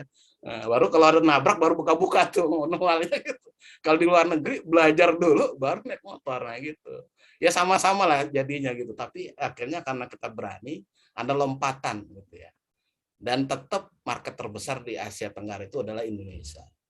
Dan mereka sangat menghormati kita market. Jadi kalau saya ketemu dengan investor di luar, mereka sangat ngeri lah gitu ya. Indonesia ini Grab aja bisa ditipu di sini kan, bisa rugi miliaran gitu ya. Di sini ini banyak sekali banditnya gitu. Jadi dan nggak banyak orang bisa bermain di market Indonesia.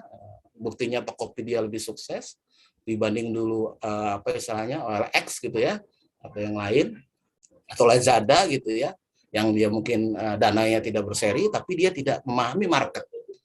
Nah, kita sangat memahami market gitu ya. Teknologi mungkin saat ini bagi kita sulit gitu ya. Ini milenial nih Pak Amrin.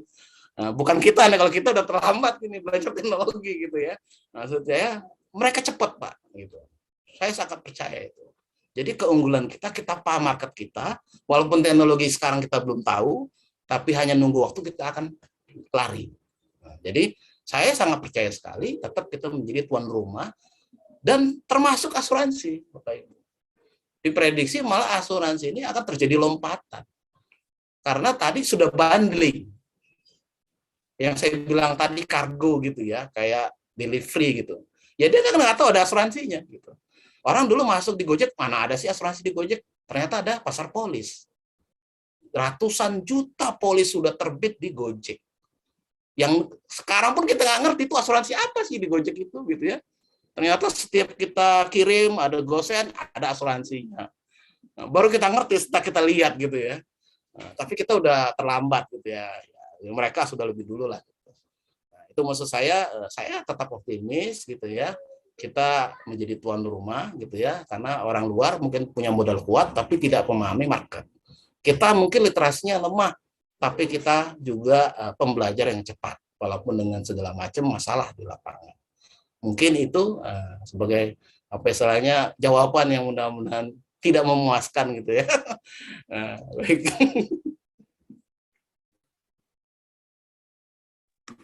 Terima kasih Pak Dr. Abdul Ghani, terima kasih Pak Ibrahim Rahman, cukup bisa menjawab Pak ya. Jadi intinya yakin Pak tetap masih ada peluang dan optimis kata beliau tadi. Jadi tetap giroh Pak, girohnya jangan sampai hilang. Waktu sudah menunjukkan pukul 21, mungkin masih ada satu pertanyaan Pak Amrin ya. Kita sebagai kesempatan nih, saya ingin dari milenial nih, penasaran nih kok milenial nggak tertarik ya, nggak tertantang nih. Ada yang milenial nih pesertanya hari ini? Mas Nur mungkin?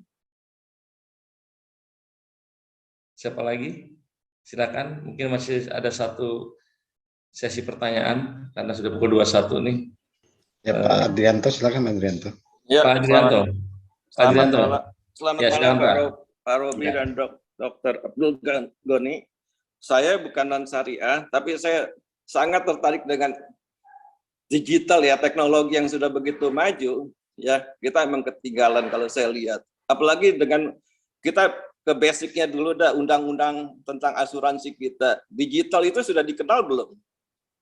Jangan nanti orang mau bikin digital aja izinnya susah. Ya. Jadi apakah nanti agen itu masih berfungsi atau belum? Sedangkan di undang-undang kita agen sebagai penjual. Ya. Sedangkan kalau kita labrak aja begitu ke digital tanpa komisi cashback ke nasabah, itu kan lebih bagus kan? Orang pada tertarik kalau seperti itu. Kalau seperti kita lihat sekarang ya, Shopee, ada Cbank, kasih bunga 7%, segala transfer gratis, mau apa aja gratis. Padahal Cbank baru itu, bunga 7%. Kalau nggak ada nilai, pasar mana mau menyambut baik produk itu.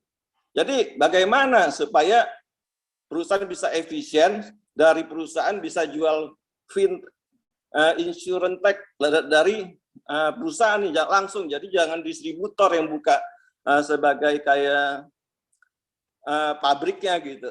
Karena kan distributor yang punya insurance tag-nya kan dipakai gitu. Kenapa nggak dari perusahaan atau dari pemerintah yang punya fasilitas itu, dia tinggal pungutin aja fee, tapi fee-nya rendah, jangan fee-nya seperti agen asuransi yang nggak menarik. Ya, kalau saya mau beli asuransi mobil, kalau saya bisa dapat 1 juta, ngapain saya beli sama agen? Karena kan kalau all rights kan 2 juta, 3 juta.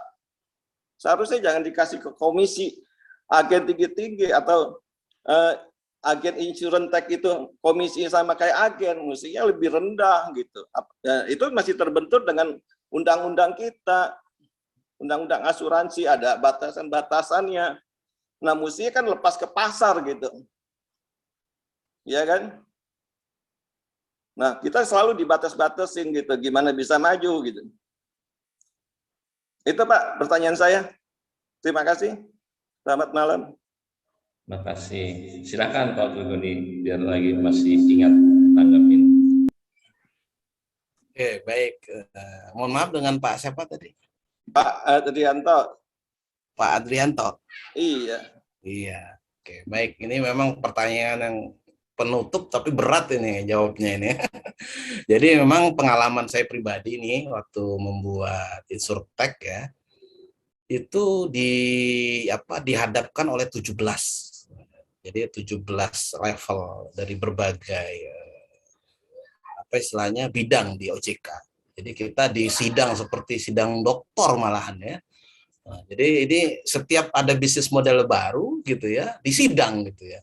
Padahal kita baru startup gitu ya. Tapi udah kayak mendirikan perusahaan besar gitu. Waduh, ini berat emang. Jadi itulah Indonesia ya. Jadi tidak memang kelihatannya ngikutin tren, tapi fakta di lapangan itu sangat saklek gitu ya. Sehingga akhirnya ya itu akhirnya high cost ya di dalam proses perizinan, dan juga akhirnya orang ketakutan gitu ya. Banyak kaku sana kaku sini gitu ya, teknologinya harus begini. Kalau langsung dilepas pasar ya kita nggak tahu ya, mungkin OJK berhati-hati gitu ya, jangan sampai ada yang ilegal gitu. Tapi kalau yang saya rasakan waktu itu adalah ini terlalu overacting kalau saya lihat ya.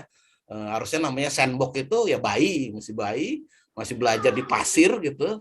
Ya harusnya dikasih kelonggaran-kelonggaran gitu ya. Kalau ada salah diingatkan gitu. Jadi jangan langsung dibatasin terlalu banyak. Betul. Ini memang itu yang terjadi di lapangan, Pak. Beda kalau di luar negeri itu dia bebas berimprovisasi gitu ya. Sampai terbentuknya market baru dirapiin. Sehingga kita lebih cepat nih mengadopsi perkembangan teknologi dan market bisa langsung menyerap. Nah, tapi ini terkendala dengan regulasi yang sangat ketat gitu ya. Ini saya sependapat karena saya mengalami itu gitu ya. Dan memang ini menjadi tantangan gitu ya. Kita tidak tahu bagaimana solusinya kalau itu memang di luar kemampuan kita gitu Pak.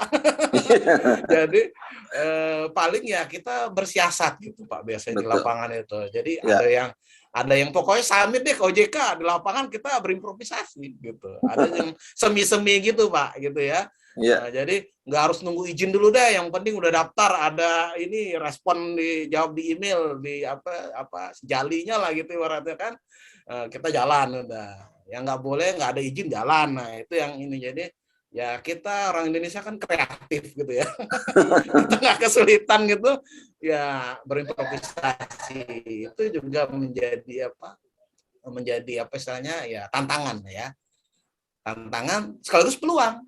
Bagaimana orang luar jadi lebih sulit lagi, yang terkendala bahasa lah, tergantung ke apa istilahnya budaya lah gitu ya, terkendala memahami market. Nah, kita paling terkendala dengan regulasi gitu ya, dan juga modal Pak. Jadi tapi kan minimal kita nggak terkendala bahasa dan budaya itu, jadi kita lebih cepat adaptif nih. Jadi bisa jadi mungkin tujuan OJK untuk melindungi pemain-pemain lokal lah gitu ya, sehingga lebih selektif. Tapi ya kita kan tentu bisa bersiasat, itu mungkin menurut saya sih. Kita bersiasat nih dalam tanda petik nih, harusnya saya nggak bisa ngomong ya, nanti saya disemprit OJK Pak gitu ya kan. Soalnya saya kalau fit and proper di OJK ini Pak Goni nggak bener nih, jangan gitu. Tapi istilahnya kita bersiasat lah gitu Pak ya.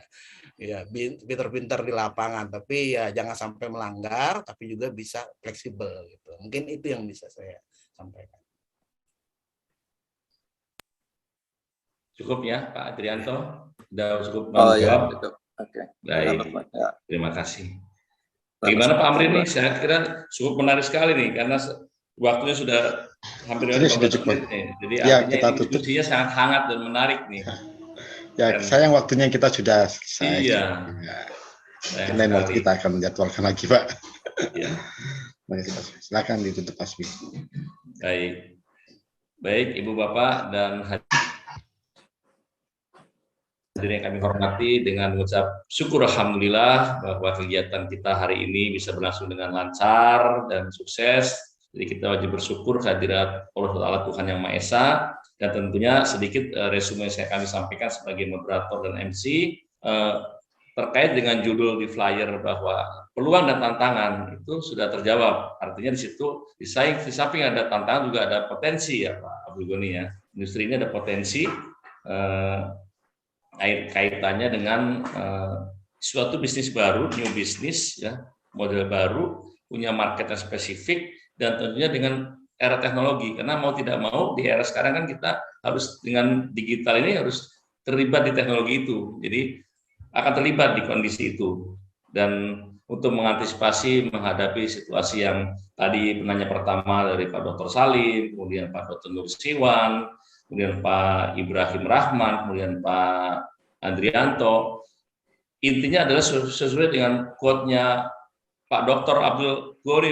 Ini sangat jelas nih, salah satu solusinya nih Pak, bahwa hadapi disrupsi oleh fintech dengan sinergi dan kolaborasi. Nah ini Jadi kata sinergi dan kolaborasi mudah-mudahan sebagai jalan keluar, dan tentunya mari kita berharap ini menjadi sesuatu potensi baru sehingga menjadikan giro kita di industri ini, khususnya Insurtech ini, menjadi tantangan dan peluang, dan sehingga diminati oleh semua pihak.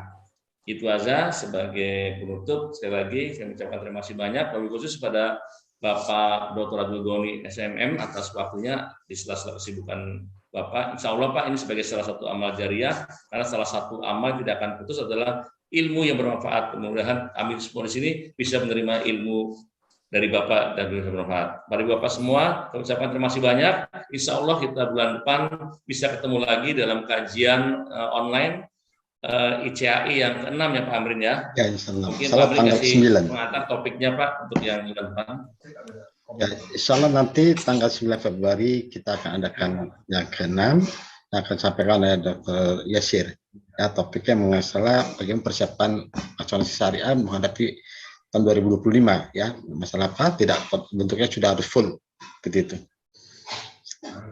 Ya, Pak. Terima kasih Pak Abdul Ghani. Pak Amrin, ini awalnya kan materinya kita belum share ke peserta nih. Ini ada beberapa peserta yang memang menarik Pak, ini karena materi sangat bagus, malah ada yang usul bisa ditaruh di YouTube. Paling tidak materi bisa boleh di-share ya Pak ya materi tadi. Silakan. Pak Amrin, jadi nanti ke peserta kita bisa share materinya. Ya, terima kasih banyak, salam sukses. من ثنيا